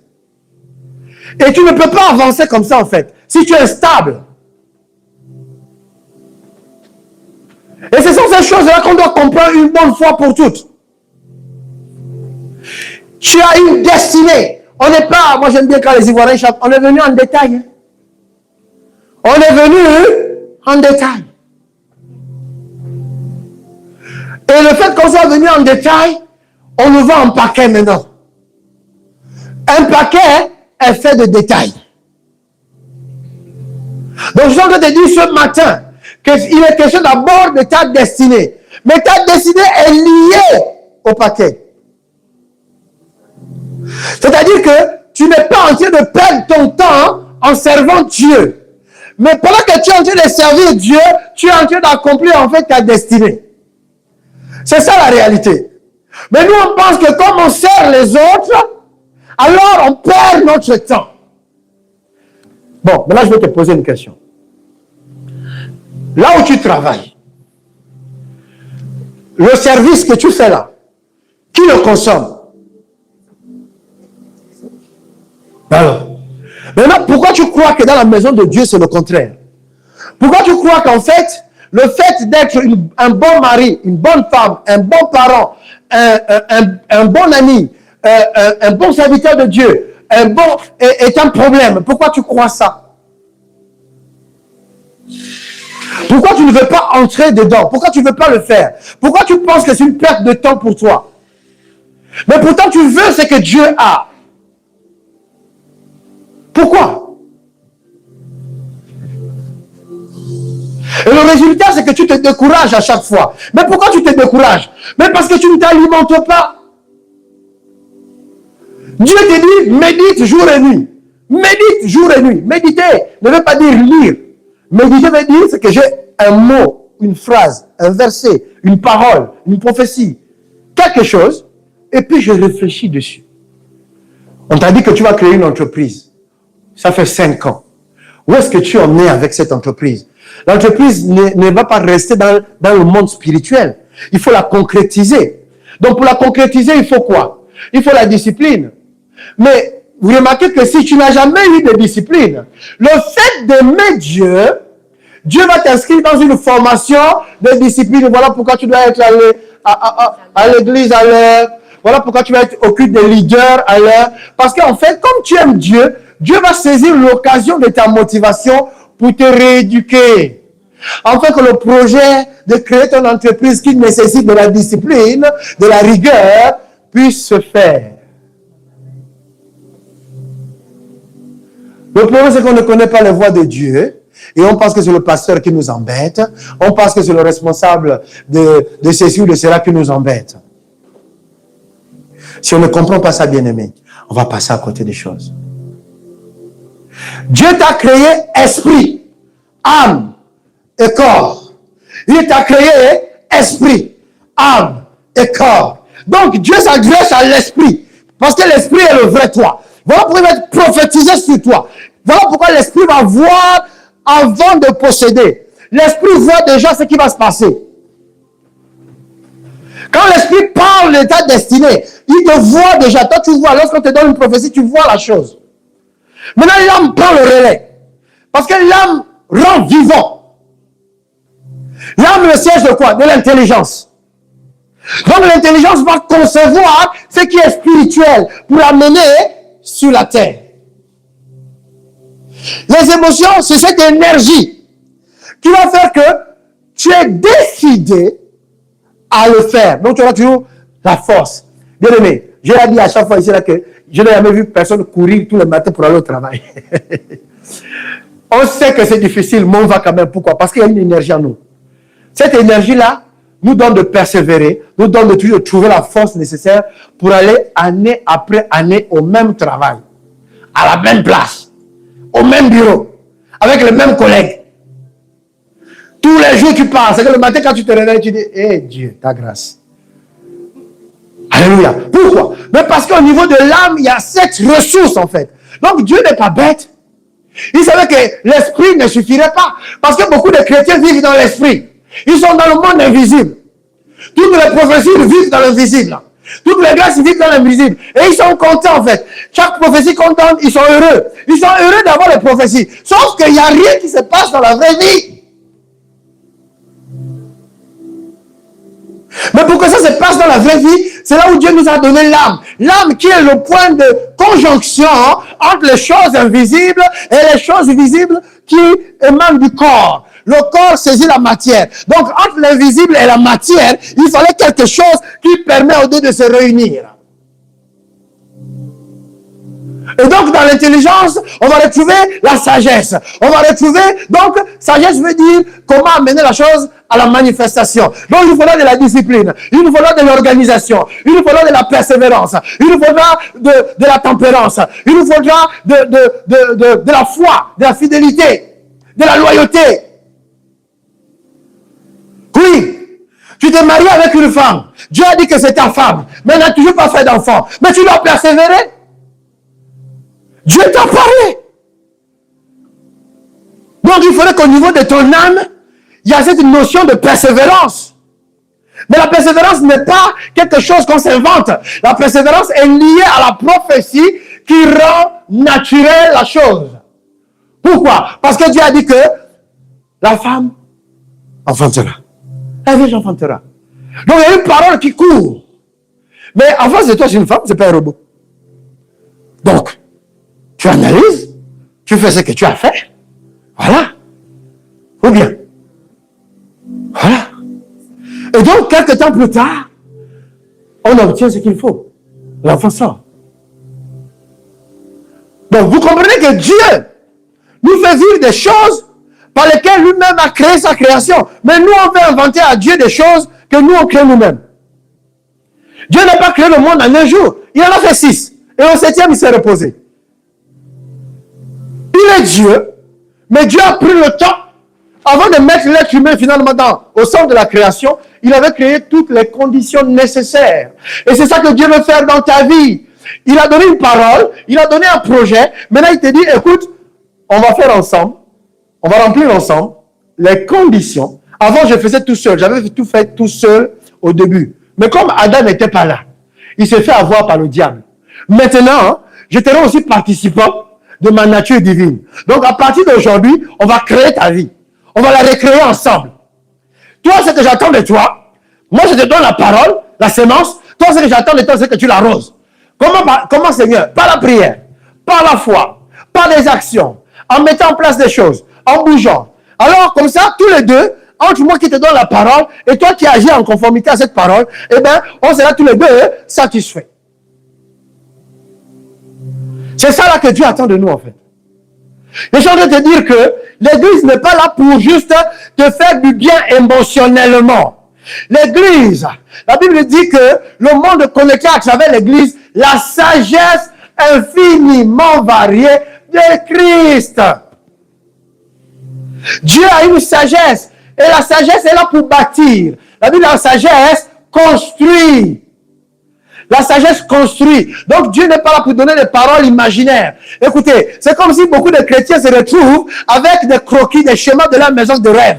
Donc, tu as une maison de rêve, et puis tu vas voir un architecte, il te fait le croquis. Et puis, tu colles ça chez toi. Et puis, tu passes toute ta vie à rêver de cette maison. Tu l'as accroché au mur, et tu rêves de ça. Tu dis, hey, j'aurais ma maison, ce serait 20 chambres. Il y aurait une douche, jacuzzi, tout ça là. Et puis tu es là, tu parles, les autres te croient. Hein? Parce que tu parles tellement avec foi. Oui, il a dit, croyez que vous l'avez reçu. Sauf que tu ne fais rien finalement pour que ce beau projet-là prenne vie. Dieu nous avait créé esprit. Et il a voulu qu'on soit humain. Qu'est-ce qu'il a fait? Il a pris la poussière de la terre. Et il a formé, il a façonné un corps. Et il a soufflé dedans pour mettre l'esprit. Et on est devenu une âme vivante. Alors, à quand tes projets vont devenir vivants? À quand les projets, donc le souffle que Dieu t'a donné et le besoin que tu as, à quel moment ils vont se croiser pour que ça devienne une réalité? À quel moment tes désirs, à quel moment tes projets, à quel moment tes besoins vont rencontrer la foi pour que ça existe? À quel moment? La Bible est là pour nous enseigner comment avancer, comment Dieu opère en fait. Donc on ne peut pas opérer en dehors de comment Dieu opère. C'est impossible. Or, le problème c'est que nous on prend les prophéties de Dieu et puis on veut faire à notre sauce. Sauf que ça ne marche jamais. Et puis, il y en a qui vont, il y aura deux catégories, qui vont baisser les bras, ou bien d'autres qui vont attendre sans jamais rien ne se passe. Ils vont attendre. Hein? Ils sont dans l'église. Ils attendent. Non, j'attends le royaume. C'est quoi le verset? Oui, j'attends la ville qui a des solides fondements, dont l'Éternel est l'architecte, le constructeur, la Jérusalem céleste. Voilà. Donc tu attends quelque chose qu'il a dit, ça va se faire. Oui, j'attends. Non, mon ami. Il y a une différence entre la foi et l'espérance. La foi, c'est que tu as déjà possédé. Tu as reçu le plan. Maintenant, l'espérance, c'est le fait d'attendre les circonstances et le temps. Donc, le temps et les circonstances que Dieu déclenche pour que la chose s'accomplisse. Donc, vous voyez que c'est différent. Donc, ce n'est pas le hasard. Je n'attends pas sans rien faire, en fait. J'ai la foi. Et j'ai déjà pris des exemples sur moi ici par rapport à ce ministère. Il y a 3 ans et demi, Dieu me parlait de venir ici sur Toulouse. Et cette parole, je n'ai pas tout déménagé. Non, j'ai suivi le processus.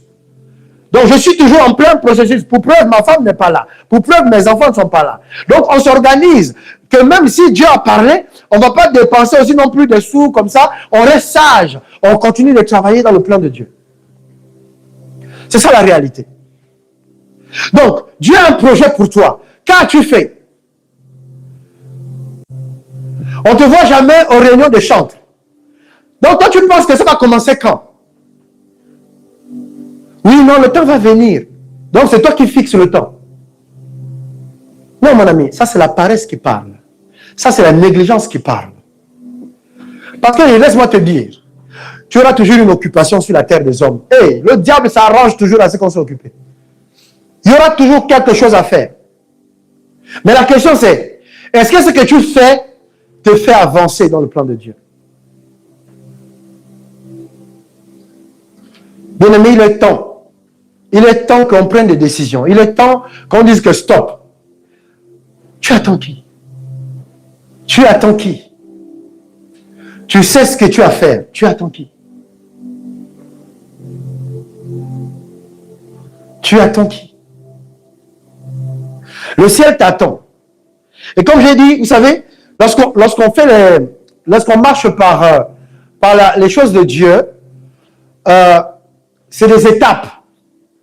Quand Dieu dit qu'il a des projets pour toi, ça veut dire qu'un projet, pour ceux qui sont dans le bâtiment ou dans ou dans des études de gestion et tout ça, vous allez voir que, par exemple, dans le modèle de Gantt, d'accord, ou encore quel autre modèle là, où on suit les projets de manière constante, jour après jour, heure après heure, vous allez voir qu'effectivement, de telle période à telle période, on fait telle chose. De telle période à telle période, on fait telle autre chose. Et puis, vous qui êtes voisin d'un bâtiment en construction, vous verrez que 6 mois plus tard, eh ben, ça a pris forme. Mais vous avez vu comment ça a commencé. C'était les pancartes, on vous a mis des pancartes là. Voilà, décision du ministère, ceci, cela, construction, urbanisme, machin, la mairie a autorisé, là. Et vous avez des entreprises qui vont travailler là, ainsi de suite, autorisation, numéro, tant. Voilà. Et là, les travaux n'ont pas encore commencé. Donc, on vous avertit.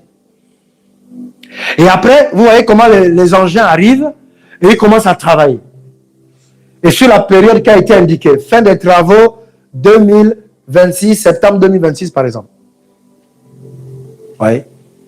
Donc, dans ta vie là, puisqu'il a dit que j'ai des projets de paix, des projets.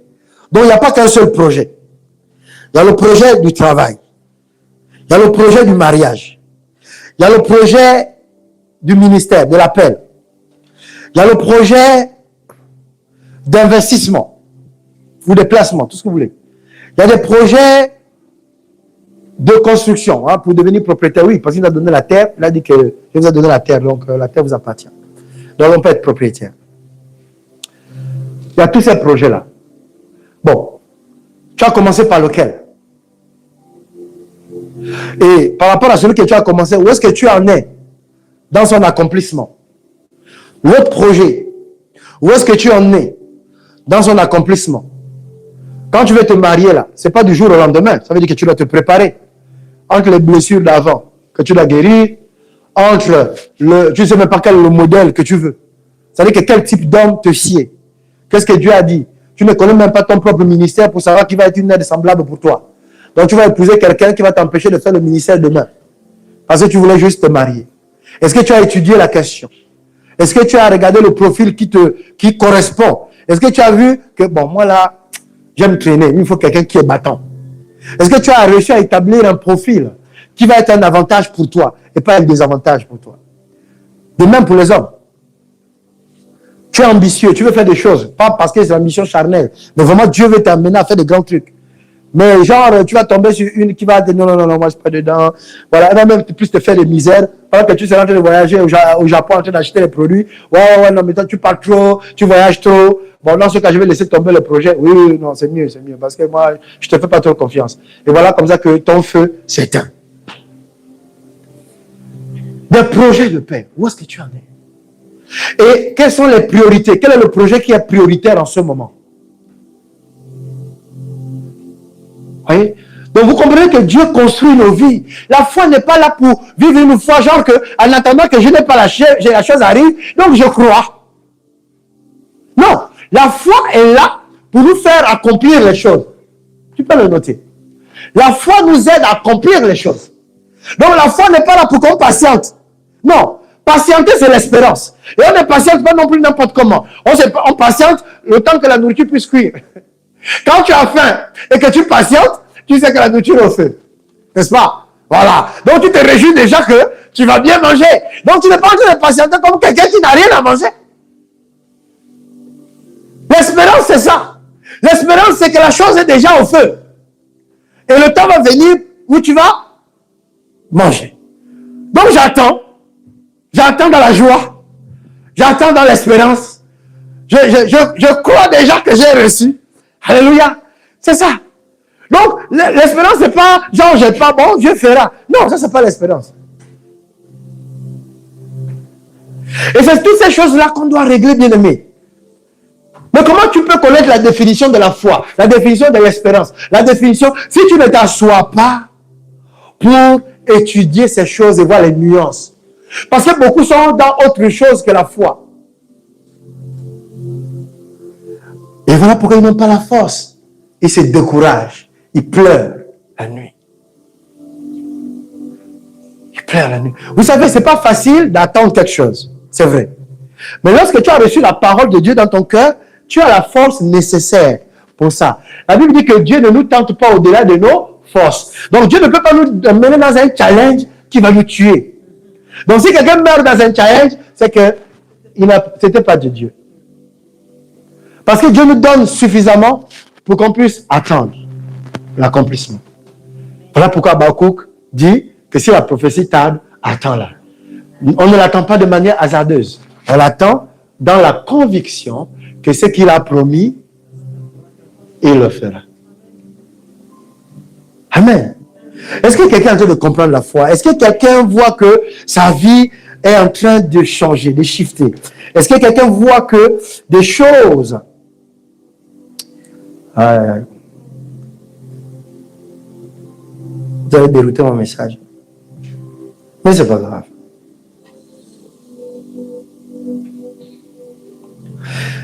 Donc la question de la foi est centrale. Pour nous qui sommes enfants de Dieu, pour vivre sur la terre, la question de la foi est centrale. Voilà pourquoi c'est quelque chose qui doit être bien maîtrisé.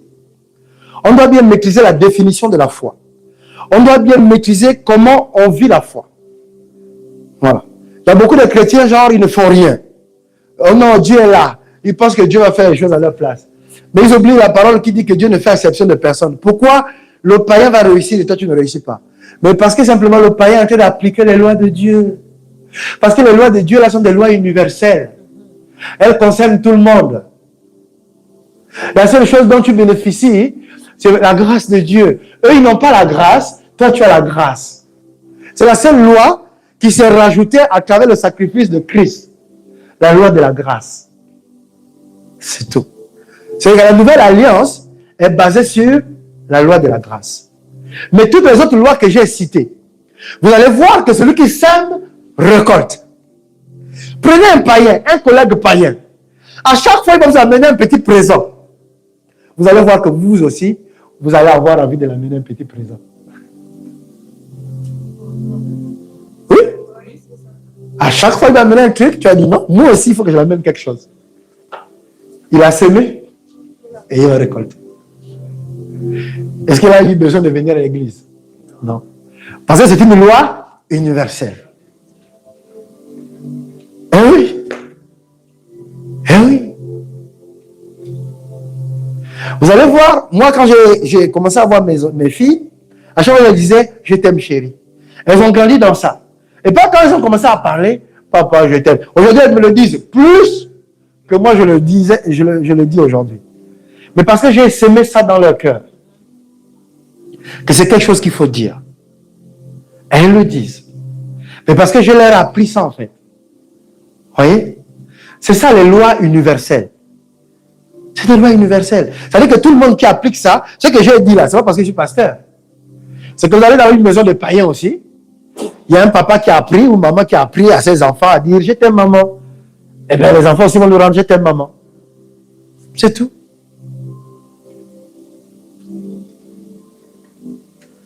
Il y a des gens qui ont appris leurs enfants à ranger leur chambre. Quoique au début c'était compliqué. Mais ils ont fini par apprendre. Et aujourd'hui ils rangent leur chambre. Ils ont transmis la propriété, l'ordre, le rangement. C'est des valeurs en fait. Il y a une transmission des valeurs. Donc dans la foi, Dieu veut nous donner les valeurs. Parce que ce sont les valeurs qui nous font vivre sur la terre. Vous savez, je vous ai déjà dit que tout le monde, celui qui vient de se convertir là, 2 secondes après, peut chasser les démons au nom de Jésus. Je vous ai dit que si les 7 fils de Sceva ont pu faire bousculer un démon dans le corps de quelqu'un alors qu'il n'était pas né de nouveau, ça veut dire qu'ils ont dit au nom de Jésus que Paul prêche. Hein? Sortez. Les démons ont bougé, l'ont même tabassé. Ils ont tabassé. Donc pour dire que le nom de Jésus est puissant. Que même les païens utilisent ça, mais ça fait quelque chose, il y a une réaction. Donc pour dire que spirituellement, il se passe des choses. Sauf que dans la vraie vie, sur la terre des hommes, c'est pas le diable qui a inventé les lois. C'est pas le diable qui a inventé les principes. C'est pas le diable qui a inventé toutes ces choses. Donc, il y a une confusion dans le milieu chrétien. Nous, on croit que nous, on chasse seulement les démons et la chose se produit. On règle les problèmes d'alliance et la chose se produit. Non. On règle le problème d'alliance pour rendre le pays habitable spirituellement. Afin que la grâce de Dieu puisse couler. Qu'il n'y ait plus de barrières. Sauf que nous vivons au milieu des hommes. Et ce que nous faisons, c'est faire avec les yeux de Dieu sur la terre, la bouche de Dieu sur la terre, les mains de Dieu sur la terre. C'est de ça il est question. Nous sommes à son image et à sa ressemblance. Mais lorsque Dieu a créé, bien aimé, on n'est pas en train de marcher dans l'invisible. Toi et moi, on est assis sur une chaise, une vraie chaise. Donc lorsque Dieu a créé la terre, la chose est réelle. Donc comment tu peux croire que toi maintenant, donc ta vie va se résumer juste à prier, juste à jeûner, juste à chanter, et puis tu ne crées rien.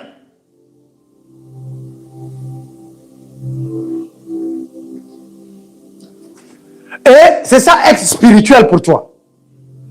Et que si tu as des problèmes, tu accuses le grand-père, tu accuses la grand-mère, tu accuses les sorciers, tu accuses ceci. Sauf que tu dis, j'ai reçu le pouvoir de marcher sur les serpents, sur les scorpions, et tu chantes ça à l'église tout le temps. Donc, il y a une anomalie en fait. Mais tu dis, non, pasteur, il faut que ma vie avance. Mais je suis d'accord avec toi. Je veux que ta vie avance. C'est ce que Dieu veut. C'est ce que les anges veulent. C'est ce que la parole de Dieu veut. Elle veut que ta vie avance. Mais pour que ta vie avance, eh bien, il te faut quoi? Il faut la discipline. Il faut des valeurs. Il faut qu'on puisse compter sur toi.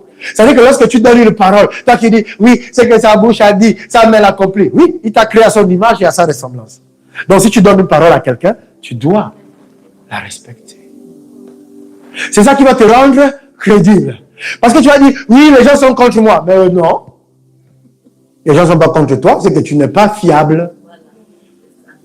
Quand tu organises même un événement, personne ne vient. On demande d'abord, vous êtes déjà parti voir, vous êtes là-bas? Non, moi, je ne suis pas encore parti. Ah oui, non, c'est que c'est à 5 h du matin, ça démarre.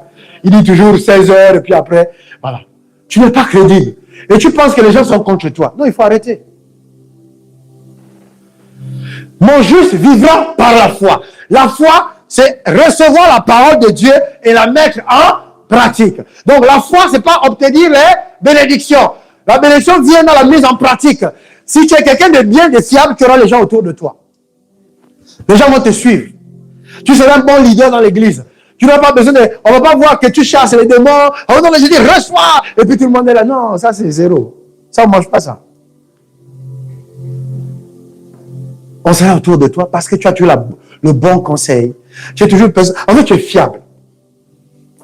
On peut compter sur toi. Et quand l'église... Voilà pourquoi le rôle de l'église, c'est ça. Beaucoup d'entre nous, quand nous nous convertissons, nous sommes au brouillon. Voilà. Nous sommes au brouillon. Ou bien nous sommes dérangés. Et maintenant, le rôle de l'église, c'est de nous arranger. Voilà. Tu arrives, tu étais sale, on t'a lavé, on t'a séché, on t'a repassé, on t'a plié et on t'a rangé comme un vêtement. Voilà. Maintenant, on peut te porter. Tu sens bon, soupline avec ça. Voilà.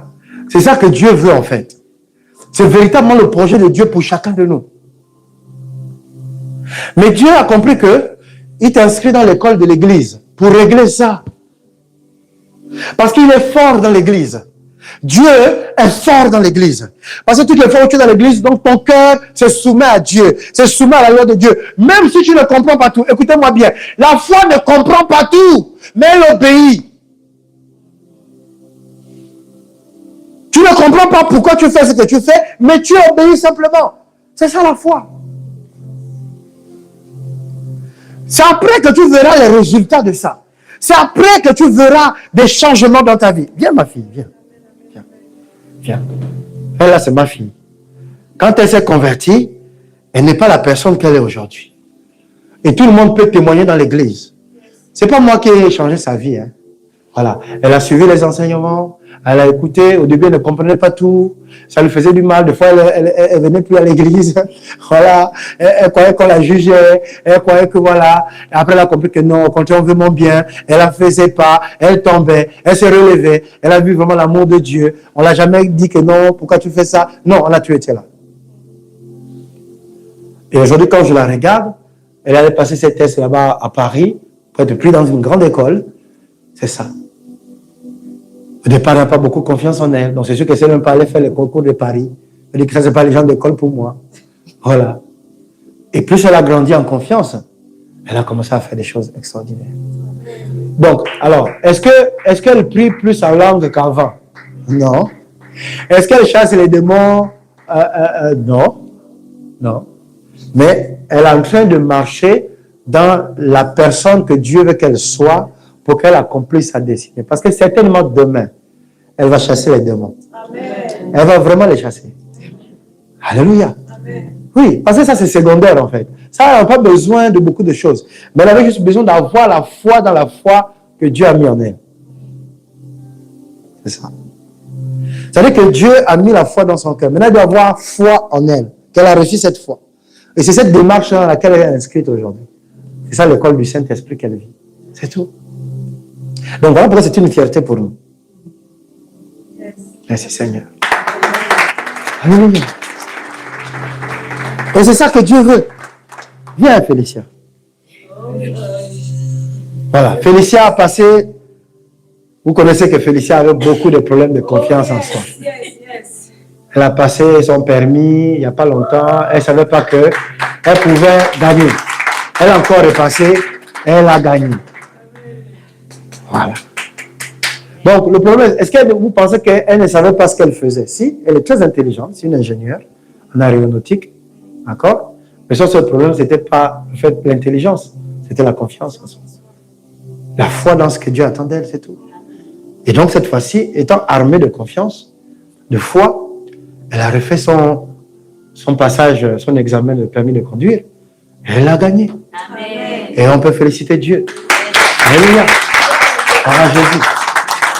En fait, c'est ça que j'ai envie d'expliquer. Donc, le permis là, c'est écrit au nom de qui? Est-ce que sur le permis, c'est écrit Jésus? Non. Est-ce que c'est écrit Pasteur Herman? Non. C'est écrit Félicia. C'est son permis. Donc, Dieu l'a aidé à gagner son permis. Est-ce que Dieu est passé passer le permis à sa place? Non. C'est elle-même qui est partie. Et donc, aujourd'hui, elle est fière d'elle d'avoir accompli quelque chose de grand. Ça fait partie des projets que Dieu a préparés d'avance pour elle. Et donc, elle peut cocher une case dans ses accomplissements. Permis. Prochaine étape, voiture. Voilà, c'est tout. C'est tout. C'est de ça qu'il s'agit, bien-aimé. C'est ça le rôle de l'Église. Donc, on n'est pas là pour vous fatiguer. Mais elle a changé en faisant quoi? En servant Dieu. Alors, à force d'être éprouvée, alors on ne l'a pas raté, hein, ma femme et moi, on ne l'a pas raté. Oui, vous la voyez là, elle sourit beaucoup, mais oui, nous derrière on ne blague pas. Parce qu'on est des formateurs, vous comprenez? On n'est pas dans la complaisance. On n'est pas dans le favoritisme. Voilà. Elle peut venir dormir chez nous parfois le week-end, machin, oui, papa, maman, oui, il n'y a pas de problème. Mais elle-même là, on la récupère sévèrement.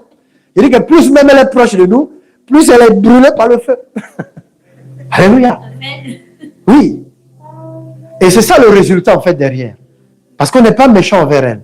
Mais on s'est dit qu'on voit son potentiel, on voit qu'elle veut, et bien on va l'aider. Alors on est dur. Pas dur parce qu'on est de nature dure. Non, tout le monde sait que je suis très gentil. N'est-ce pas, non? Oui. Voilà. Je suis très gentil. Mais vraiment, je suis très généreux. Je le sais.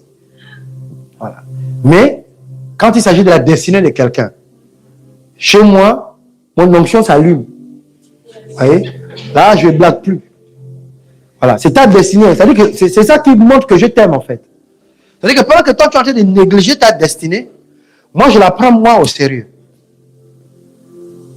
Et je peux devenir ton ennemi à cause de ta propre destinée. Mais moi, je ne te lâcherai pas, sauf si tu fuis. Beaucoup savent, hein? Ils vont, ils se fâchent, 2 mois après, ils reviennent. Je continue encore le travail. Je dis, bon, c'est bon, tu t'es calmé. Oui, c'est vrai, tu avais raison. J'ai dit, ok, on va avancer. C'est ça. Parce que c'est ça mon travail. C'est ça le ministère que Dieu m'a donné. La destinée. Voilà pourquoi je vais toujours enseigner, enseigner, enseigner. Amen. Donc, si tu aimes avancer, tu veux avancer et connaître les principes qui te font réussir, comme Dieu a dit dans Josué chapitre 1, verset 8, alors on va méditer la parole ensemble. Mais pour ça, il faut t'accrocher. Parce que samedi ne suffira pas. Dimanche ne suffira pas. Vous comprenez cela? Parce que c'est des années que les sauterelles, on dit bien des années que les sauterelles t'ont dévoré.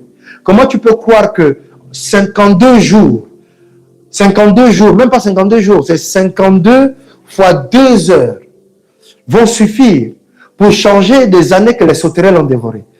Parce que 52 semaines, c'est 52 dimanches en fait. Et on a à peu près 2 heures de culte. Donc si tu fais 52 fois 2, est-ce que ça va être suffisant sur des années que les sauterelles ont dévorées? On a vu la transformation des disciples parce qu'ils étaient avec Jésus chaque jour, pendant 3 ans. Donc ils étaient quasiment 900 ou 1000 jours. 1000 et quelques jours ensemble. 1000 jours ensemble. Mais toi, pour juste dimanche, un dimanche tu viens, l'autre tu ne viens pas. Mardi, tu ne te connectes pas, alors que c'est à 1 heure, et tu veux réussir ta vie spirituelle. Tu veux réussir ta vie même professionnelle. Est-ce que vous savez qu'il y a des gens qui reçoivent des bénédictions, mais que le diable confixe après? Voyez? Parfois même, tu vois au niveau de ton travail des complots qui se préparent. Tu vois, mais tu ne sais pas comment interpréter ça. Et après, tu subis seulement.